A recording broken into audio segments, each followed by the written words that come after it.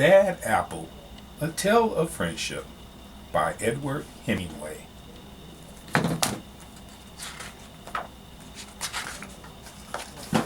Mac was a good apple. He shared his toys with the other apples, helped Granny Smith pick up after art class, and loved to dive fearlessly into the watering hole. On a sunny day, Mac could bob for hours. On cloudy days, Mac would search for the perfect pillow of green grass and take a long nap. In his dreams, it was always sunny. But one day, as Mac lay sleeping, it began to rain. Soon, all the little creatures in the earth around him poked their heads out to look for higher ground. Some of them found safety under the large toadstool. Others crawled into stones and pebbles. But one small worm had another idea. When Mac woke up, he was covered in raindrops, and he wasn't alone. "You won't believe the dream I just had. A funny little worm was tickling me right here. And now I can't seem to get him." "Out of your head?" "It was you." And that's how Mac met Will. Will showed Mac how to fly a kite, fly himself, and play in the dirt.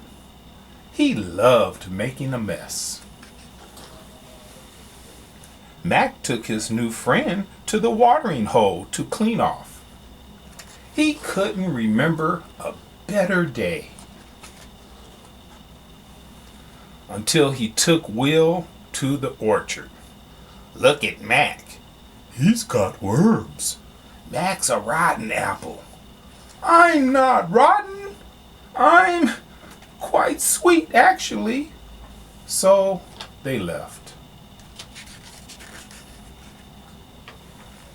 Will cheered Mac up by reading aloud from some of his favorite novels. He was a bit of a bookworm, you know. Mac liked the adventure stories best. He also liked it when Will finished his sentence for him. "The most exciting part is when the pirates find treasure in the dirt." But the next day, it happened again. "It's the bad apple." "Ooh, worms." And no one in the orchard would play with them, not even the crab apples. Crab apples can be so mean. That night, the two friends sat alone on the grass without saying a word. In the morning, Will was nowhere to be found. He left a wonderful note, though. "You are a good apple." Mac went back to playing with his orchard friends, diving fearlessly into the watering hole and painting in Granny Smith's class. But nothing was the same. There was a hole in Mac that he couldn't fill. Not a big hole, just a teeny tiny little, a small hole, just big enough to fit. And nobody finished his sentence. Mac had to find Will.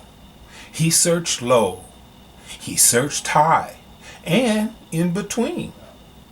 In the dirt, around the watering hole, and just when he had given up all hope,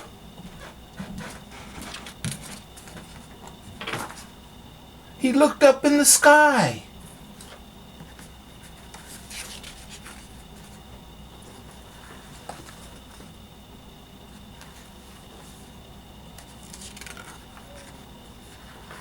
Mac knew he'd rather be a bad apple with Will than a sad apple without him. "I was hoping I could..." Help me turn the pages? How did you know?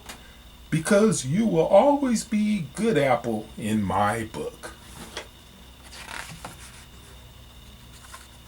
Good and happy. And there's nothing bad about that. The end.